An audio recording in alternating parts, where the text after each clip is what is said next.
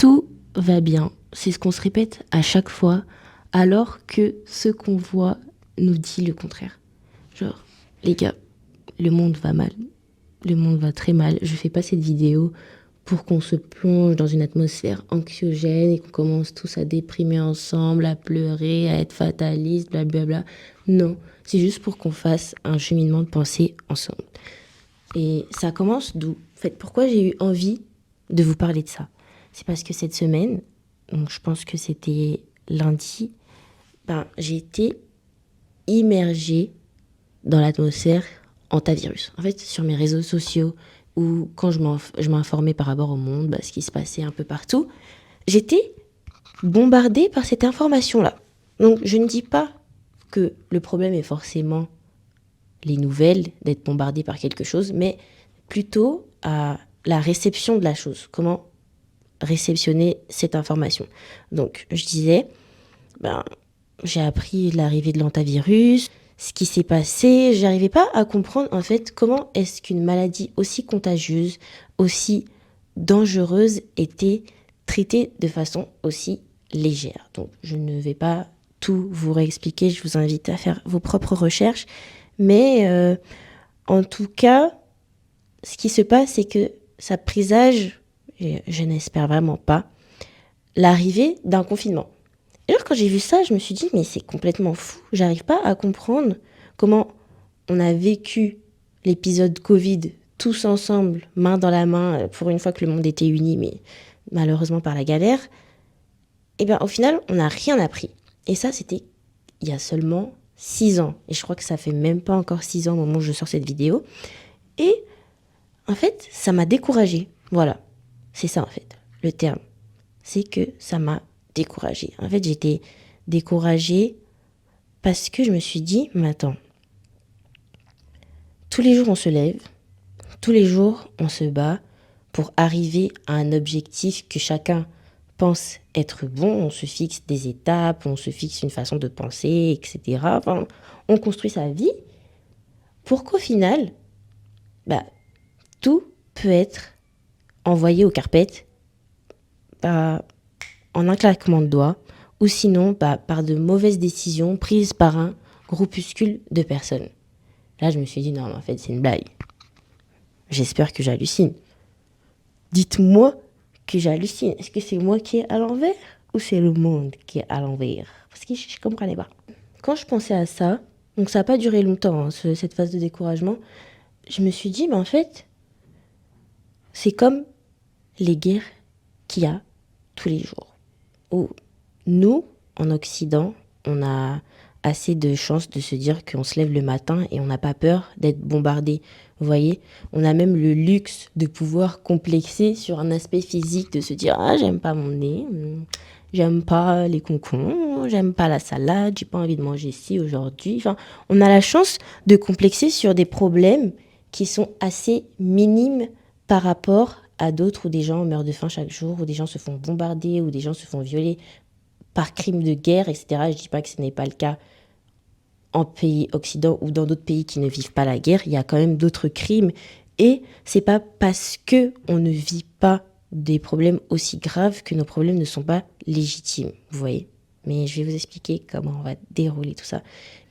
Et au final, on pourrait même se demander, est-ce que on a le droit de continuer à vivre une vie normale pendant que d'autres souffrent? En fait, ça remet en question beaucoup de choses. Genre, il y a des gens qui se demandent, du coup, est-ce qu'ils peuvent être heureux pendant que d'autres souffrent? Est-ce que c'est à nous d'aider les autres? Ou comment est-ce qu'on fait et comment est-ce qu'on anticipe tout ça? Donc là, j'étais vraiment dépassée. J'étais en mode, oh là là, c'est vraiment compliqué cette histoire. Et après, il faut pas avoir le syndrome du super-héros et de se dire que on peut tout faire. Genre, guys, on peut faire beaucoup de choses, mais on ne peut pas tout faire. Ou du moins, un humain à lui tout seul ne peut pas avoir la responsabilité de 8 milliards de personnes. Et sachant que là, on est 8 milliards, je crois qu'on va être 9 milliards bientôt. Je sais même pas combien on est là sur Terre.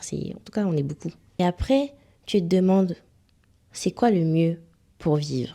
Est-ce qu'il faut être un imbécile heureux, c'est-à-dire faire l'autruche et ne pas penser à tout ce qui se passe de mal et continuer à vivre sa vie jusqu'à ce qu'un jour ça nous tombe en pleine figure ou peut-être pas du tout. Donc, vas-y, les problèmes des autres, c'est leurs problèmes.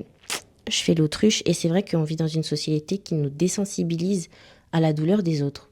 En fait, on est tellement bombardé par les mauvaises nouvelles que au final, ça devient normal, tu vois. Genre, on va te dire quelqu'un est tombé sur les rails, tu vas dire oh non, je suis en retard pour aller au travail. Oh non, ça va me mettre en retard dans la journée, je me suis levée tôt pour rien et tout. Et on se dit même pas, oh purée, c'est un être humain qui est mort là. Qu'est-ce qui l'a amené à se jeter sur les rails ou comment est-ce qu'il a fait pour tomber? Peut-être parce que ça se trouve c'est un accident aussi. Enfin, voilà, on va juste dire oh non, il a juste voulu embêter tout le monde à se suicider sur les rails. On est tellement devenu en pierre juste parce qu'on est bombardé par des informations angoissantes tout le temps, tout le temps, tout le temps. Ou sinon, on est tellement poussé à la solitude et à tout centraliser sur soi-même qu'on ne pense plus collectif. C'est seulement moi, je, moi, je, moi, je, moi, je, moi, je. Je me suis dit, au final, qu'est-ce qu'on fait?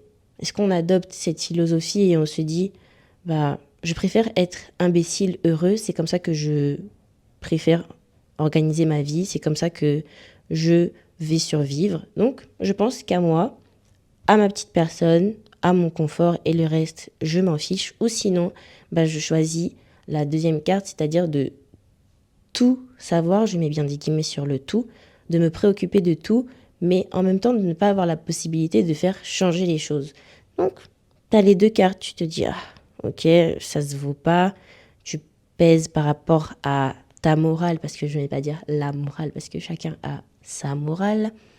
Donc, j'étais vraiment dans ce système de pensée et je réfléchissais et j'étais un peu perdue. Enfin, j'étais pas perdue. Moi, j'étais plus découragée, mais c'est quand je pensais aux façons de penser des autres que j'étais vraiment embrouillée dans ma tête. Je me suis dit, mais attends, chacun a sa science. Du coup, comment est-ce qu'on s'en sort et comment est-ce qu'on peut arriver à l'unité pour faire quelque chose ou pas? Et au milieu de mes réflexions, je me suis rappelé que Dieu disait qu'il faut être dans la joie en tout temps.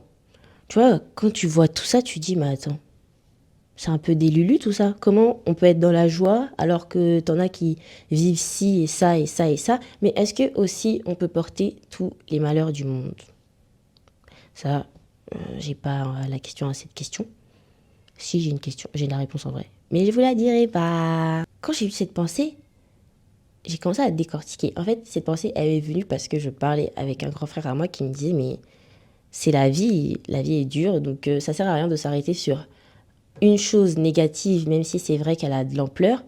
Continue de vivre ta vie parce que même au milieu du chaos, bah, Dieu il continue d'agir et il fait en sorte que les chemins soient recalculés pour arriver à un bon itinéraire. Et donc, ça, ok, je me suis dit, ah bah ouais, en fait, pourquoi je commence à paniquer? Et après, j'ai la fameuse phrase de être dans la joie en tout temps, qui est recommandée par Dieu. Et au final, en fait, c'est vraiment pas bête. Après, logique, tu me diras, parce que c'est Dieu qui l'a donné, donc ça peut pas être bête. Mais c'est vraiment pas délulu dans le sens où, pour agir, il faut avoir de la force. Et on minimise souvent, mais la joie, c'est un énorme propulseur de force. Alors, c'est vraiment l'essence même de la force. Donc, on peut avoir l'amour, la joie, la puissance, etc., l'espérance et tout, même si on peut regrouper en certaines branches. Mais pour avoir énormément de force, il faut être joyeux. Et en fait, cette joie-là, ça ne veut pas dire ignorer ce qui se passe, ça ne veut pas dire faire l'autruche ou mettre des œillères et ne regarder que devant soi et ne pas calculer le chaos, c'est se dire, ok, il se passe ci et ça à gauche, mais je continue d'être joyeux parce que j'ai besoin de cette force pour avancer. Après, il faut trouver des motivations à sa joie aussi. Donc ça, c'est un peu plus complexe. Mais donc, quand je vous ai rappelé le message de mon grand frère, c'est plus de se tourner vers l'espérance. En fait, donc moi, ce qui me donne de la joie, c'est me dire, ok, aujourd'hui c'est le chaos, mais it is what it is. Si je veux participer au changement, il faut que moi, je garde ma tête froide. Il faut que j'arrive à rester focus malgré ce qui se passe parce que sinon je vais être chamboulée tout le temps par tout et rien à la fois. Et donc, je ne choisis pas d'être une imbécile heureuse et d'ignorer le chaos qui se passe à gauche à droite, mais je me nourris dans ma force et dans mon esprit pour me dire que c'est ce qui va m'aider à changer la situation. Et ça, c'est une clé pour tous les problèmes que vous allez rencontrer dans la vie. Là, je parle pas forcément de conflits mondiaux parce que là, ça paraît dérisoire de se dire ouais, bon, bah, t'es juste une simple pèlerin, vas-y, que tu sois en joie ou triste, ça va rien changer. Mais en fait, c'est aussi le fait de penser qu'à chaque fois que notre singularité ne va jamais nous amener à changer les choses, bah, qu'au final, les choses ne bougent pas. Parce que pour changer les choses, on n'a pas besoin que d'une personne. On a besoin d'une multiplicité de personnes. On a besoin que tout le monde agisse avec la même motivation pour renverser les choses. Donc là, par rapport à l'antivirus, j'ai pas vraiment de solution par rapport à ça. Pour les guerres, j'ai pas de solution par rapport à ça. Je me dis pas, allez, vas-y, demain, je me lève, je vais créer une révolte, je vais créer une armée et on va tous aller combattre sur tous les champs. Non. C'est juste de me dire que je crois en Dieu, que Dieu a créé les choses pour un certain effet, même si c'est pas, attention, c'est pas Dieu qui a créé les guerres, mais il faut agir entre ce que les hommes font et ce que Dieu veut. Et donc c'est ça qui me donne vraiment de l'espérance parce que je me dis, dans tous les cas, Dieu il a une solution. Et c'est pas la solution de me dire que quand je vais mourir, je vais aller au paradis. Non, parce qu'il y a des choses à faire maintenant. Et moi, je crois au fait que Dieu nous a créés pour faire quelque chose. Et quand je dis quelque, c'est au pluriel. Dieu ne nous a pas créés pour un seul but, mais pour plusieurs buts. Par exemple, tu peux avoir un but aujourd'hui, demain tu en auras un autre différent, etc., etc., etc. Et donc, je me dis, au final, je préfère encourager les gens à penser qu'ils ont été créés pour un certain but, pour faire certaines choses, parce que si tout le monde est à sa place, les choses vont bouger. Parce que si moi, je reste dans mon coin, toi, tu restes dans ton coin, ta voisine, elle reste dans son coin, la voisine de la voisine, elle reste dans son coin, au final, chacun va être cloîtré dans son problème et on ne va rien résoudre. Donc au final, si on veut faire avancer les choses, il faut qu'on soit unis, il faut qu'on reste dans la joie et il faut qu'on reste lucide si on veut aider les autres. Maintenant, si toi, ton but, c'est juste d'avancer et de ne pas aider les autres, écoute, libre à toi. Mais pour ceux qui veulent faire avancer les choses, vraiment, le principal, c'est de ne pas justement sombrer dans la déprime, sombrer dans la démotivation juste parce qu'il se passe ci et ça à gauche. Non, fixez-vous des objectifs et de vous dire, ok, moi je vais faire ci, ça. Peut-être qu'à ma petite échelle, je peux changer les choses. Et après, il y aura forcément d'autres personnes qui vont soit se rejoindre à ta cause ou sinon avoir plus d'impact que toi. Mais c'est pas parce que toi tu donnes du pain à une seule personne que ça n'a pas d'impact. Non, même cette une personne que tu aides, c'est déjà énorme. Donc vraiment, il ne faut pas qu'on se sente submergé par ça. Ok, c'est dramatique. On ne peut pas rechanger la qualification de ce qui se passe. C'est vraiment grave ce que le monde traverse aujourd'hui. Mais toi, aujourd'hui, en tant que personne, qu'est-ce que tu peux changer à ça? Et donc, c'était vraiment ça mon cheminement de pensée. Je me suis dit, je suis sûre et certaine qu'il y a des gens là qui vont se dire « Ah non, c'est trop grave ». Là, je le dis sur le ton de l'humour, mais je vous comprends en vrai. C'est vraiment démotivant si on n'a pas cette espérance-là de se dire que les choses peuvent aller mieux demain et qu'on peut jouer un rôle dans tout ça et que surtout il y a Dieu. C'est logique de tomber dans la déprime et de tomber dans une atmosphère hyper angoissante.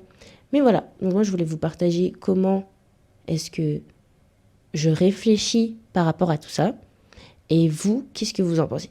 Comment est-ce que vous faites justement pas pour gérer, mais pour gérer ces informations qui sont quand même angoissantes? Comment est-ce que vous le vivez au quotidien? Est-ce que vous y pensez? Est-ce que vous y pensez pas aussi? Ça peut être une solution. Donc voilà, petite vidéo simple. Vraiment, pour moi, ça a été une bouffée d'air frais de renouveler ma façon de voir les choses. J'espère que cette vidéo vous aura aidé et laissez-moi des commentaires pour qu'on puisse échanger là-dessus. Je vous fais des gros bisous. Prenez soin de vous.